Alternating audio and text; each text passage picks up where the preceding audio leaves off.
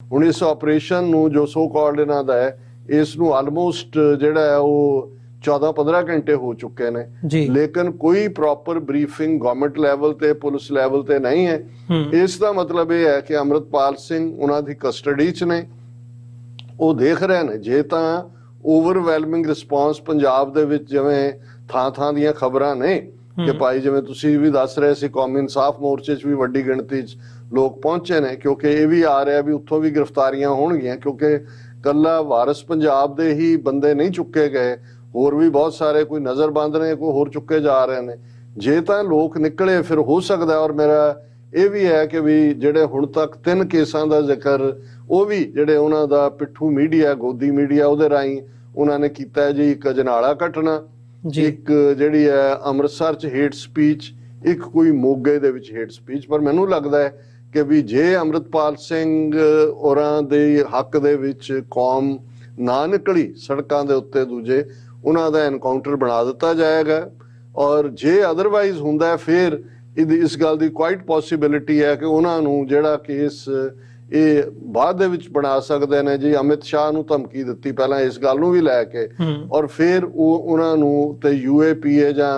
NSA ਵਰਗੇ act ਵੀ ਲਾਏ ਜਾ ਸਕਦੇ ਨੇ। ਪਰ ਇਸ ਵੇਲੇ we are keeping our fingers crossed. ਜ਼ਿਆਦਾ ਇਸ ਗੱਲ ਦਾ ਫੀਅਰ ਹੈ ਕਿ ਉਹਨਾਂ ਦਾ ਐਨਕਾਊਂਟਰ ਬਣਾਇਆ ਜਾ ਸਕਦਾ ਹੈ। ਮੈਂ ਤੁਹਾਨੂੰ ਸੀਰੀਅਸਲੀ ਲੱਗਦਾ ਹੈ, ਕਿਉਂਕਿ ਜਿਹੜਾ ਜਿਵੇਂ ਤੁਸੀਂ ਸਸਪੈਂਸ ਦੀ ਗੱਲ ਕੀਤੀ ਹੈ ਜਾਂ ਅਦਰਵਾਈਜ਼ ਉਹ ਪਾਰਟ ਹੈ ਵੀ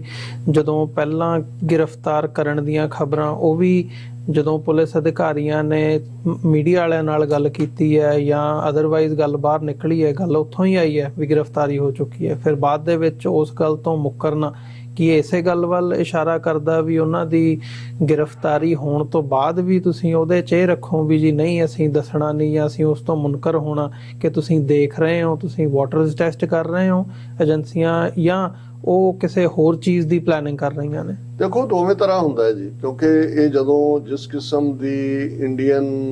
ਮੈਂਟੈਲਿਟੀ ਹੈ ਔਰ ਜਿਸ ਕਿਸਮ ਦਾ ਉਹਨਾਂ ਦਾ, ਜੇ ਤੁਸੀਂ ਐਨਕਾਊਂਟਰ ਬਣਾਉਣ ਦਾ ਦੇਖੋ, ਔਰ ਇਹ ਗੱਲ ਕੱਲੀ ਇਹ ਨਹੀਂ ਹੈ ਕਿ ਅਸੀਂ ਇਸ ਹਵਾਲੇ ਨਾਲ ਗੱਲ ਕਰ ਰਹੇ ਹਾਂ। ਤੁਸੀਂ ਪੰਜਾਬ ਦੇ ਵਿੱਚ ਤੁਸੀਂ ਦੇਖਦੇ ਹੋ ਕਿ ਜਿਨ੍ਹਾਂ ਨੂੰ ਗੈਂਗਸਟਰ ਕਹਿ ਕੇ 4 ਨੌਜਵਾਨ ਜਿਹੜੇ ਚਾਰੋਂ ਹੀ ਸਿੱਧੂ ਮੂਸੇਵਾਲਾ ਦੇ ਕੇਸ ਦੇ ਵਿੱਚ ਮੇਨ ਹਿਟਮੈਨ 'ਚ ਇਨਵੋਲਵ ਸੀ, ਉਹ ਕਿਹਦੇ ਵੱਲੋਂ ਕੀਤੇ ਗਏ?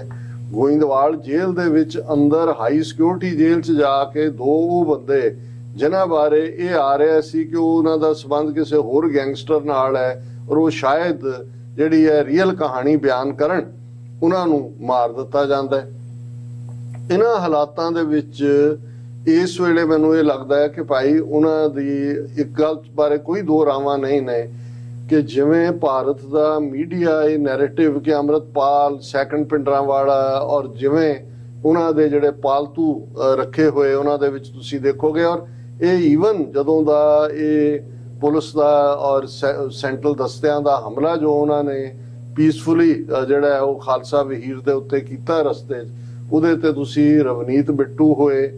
ਉਹ ਸੁਖੀ ਰੰਧਾਵਾ ਹੋਏ ਕਾਂਗਰਸ ਦਾ, ਉਹਦੇ ਵਿੱਚ। ਔਰ ਇਹਦੇ 'ਚ ਦਿਲਚਸਪ ਗੱਲ ਇਹ ਹੈ ਕਿ ਵੀ ਕਿਵੇਂ ਇਹ ਵੀ ਇੱਕ ਗੇਮ ਜਿਹੜੀ ਕਿ ਹੁਣ BJP ਨਾਲ ਜੁੜੀ ਹੋਈ ਜਿਹੜੀ ਦਿੱਲੀ ਕਮੇਟੀ ਹੈ, ਕਾਲਕਾ ਜਾਂ ਮਨਜਿੰਦਰ, ਉਹ ਪੰਜਾਬ ਸਰਕਾਰ ਦੇ ਖਾਤੇ 'ਚ ਪਾ ਰਹੇ ਨੇ, ਉਹਨੂੰ ਕੰਡੈਮ ਕਰ ਰਹੇ ਨੇ। ਲੇਕਿਨ ਦੂਸਰੇ ਪਾਸੇ ਅਸੀਂ ਦੇਖਦੇ ਹਾਂ ਕਿ ਉਹੀ ਬਾਦਲ ਅਕਾਲੀ ਦਲ ਦਾ ਮਜੀਠੀਆ ਔਰ ਦੂਸਰਾ, ਔਰ ਉਹਨਾਂ ਦੇ ਵਿੱਚ ਕਾਂਗਰਸ ਦੇ ਸਣੇ ਬਾਜਵੇ ਦੇ ਪ੍ਰਤਾਪ ਬਾਜਵੇ, ਔਰ ਇਹ ਕਹਿ ਰਹੇ ਸੀ ਜੀ ਅਜਨਾਲਾ ਘਟਨਾ ਦਾ ਕੋਈ ਐਕਸ਼ਨ ਨਹੀਂ ਲਿਆ ਗਿਆ, ਕਿਉਂ ਨਹੀਂ FIR ਹੋਈ, ਕਿਉਂ ਨਹੀਂ ਕੁਛ ਕੀਤਾ ਗਿਆ। ਸੋ ਜਿਹੜੇ ਇਹ ਸਟੇਟ ਦੇ ਸੰਧ ਨੇ ਇਹ ਆਪਣਾ ਕੰਮ ਕਰ ਰਹੇ ਨੇ, ਔਰ ਉਹਨਾਂ ਨੇ ਦੇਖਿਆ ਕਿ ਵੀ ਇਸ ਸਾਰੇ ਪੀਰੀਅਡ ਦੇ ਵਿੱਚ ਸਿੱਖ ਕੌਮ ਇੱਕ ਭੰਬਲ ਭੂਸੇ ਦਾ ਸ਼ਿਕਾਰ ਹੈ। ਔਰ ਮੈਨੂੰ ਕੋਈ ਕਹਿਣ 'ਚ ਹਰਜ਼ ਨਹੀਂ ਹੈ ਕਿ ਮੈਂ ਜਦੋਂ ਦੇਖਦਾ, ਕਿਉਂਕਿ ਜਦੋਂ ਤੁਸੀਂ ਇਤਿਹਾਸ ਨੂੰ ਵਾਚਿਆ ਹੁੰਦਾ ਹੈ ਤੇ ਫਿਰ ਤੁਹਾਨੂੰ ਨਜ਼ਰ ਆ ਰਿਹਾ ਹੁੰਦਾ ਕਿ ਤੁਹਾਡੀਆਂ ਅੱਖਾਂ ਦੇ ਸਾਹਮਣੇ ਤੁਸੀਂ ਆਪਣਿਆਂ ਨੂੰ ਹੀ ਕਿਵੇਂ ਦੁਸ਼ਟਾਂ ਦੇ ਹਵਾਲੇ ਕਰ ਰਹੇ ਹੁੰਦੇ ਹੋ। ਔਰ ਭਾਈ ਅੰਮ੍ਰਿਤਪਾਲ ਸਿੰਘ ਹੋਰਾਂ ਦੇ ਕਿਰਦਾਰ ਨੂੰ ਲੈ ਕੇ ਜਿਸ ਕਿਸਮ ਦਾ ਰਵੱਈਆ ਬਹੁਤ ਸਾਰੀਆਂ ਪੰਥਕ ਧਿਰਾਂ ਦਾ ਵੀ ਰਿਹਾ, ਕਿਸੇ ਦਾ ਪਬਲਿਕਲੀ ਰਿਹਾ, ਕਿਸੇ ਦਾ ਪ੍ਰਾਈਵੇਟਲੀ ਰਿਹਾ, ਫਰਕ ਇੰਨਾ ਕੀ ਹੈ। ਇਹੀ ਕਿਰਦਾਰ ਅਸੀਂ ਦੀਪ ਸਿੱਧੂ ਦੇ ਵੇਲੇ ਵੀ ਦੇਖਦੇ ਸੀ।